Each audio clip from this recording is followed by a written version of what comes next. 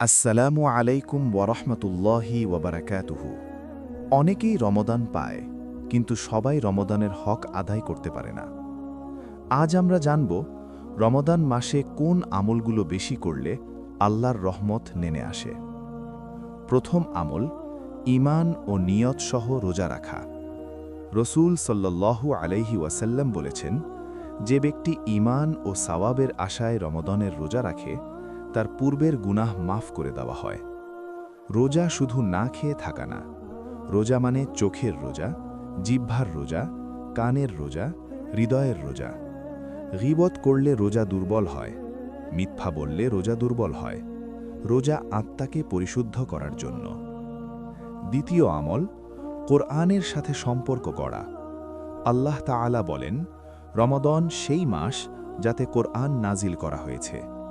রমাদান হল কোরআনের মাস, কিন্তু দুঃখের বিষয় অনেকে পুরো রমাদান পার করে দেয়, কোরআন খুলেই না।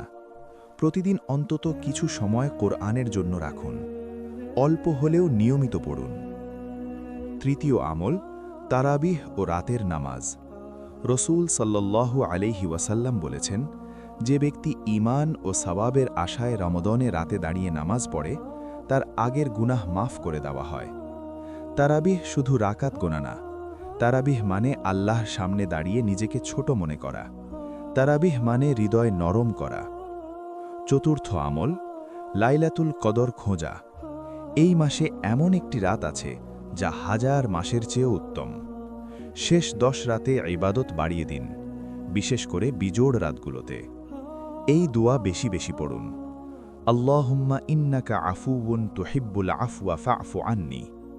অর্থ, হে আল্লাহ, আপনি ক্ষমাশীল, ক্ষমা করতে ভালোবাসেন, আমাকে ক্ষমা করুন। পঞ্চম আমল, বেশি বেশি দোয়া করা। ইফতারের সময় দোয়া কবুল হওয়ার বিশেষ মুহূর্ত।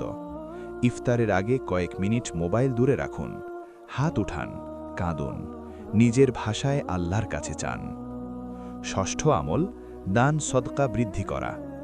রসূল সাল্লাল্লাহু আলাইহি ওয়াসাল্লাম ছিলেন সবচেয়ে দানশীল, আর রমদানে তিনি আরও বেশি দান করতেন।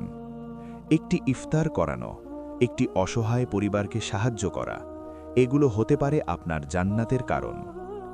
আমরা জানি না এই রমদান আমাদের জীবনের শেষ রমদান কিনা। গত রমদানে যারা আমাদের সাথে ছিল আজ তারা কবরের বাসিন্দা।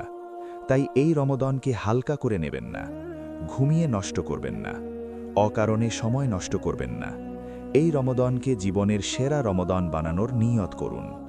আল্লাহ আমাদের সবাইকে এই রমদানের হক আদায় করার তৌফিক দিন। আমিন।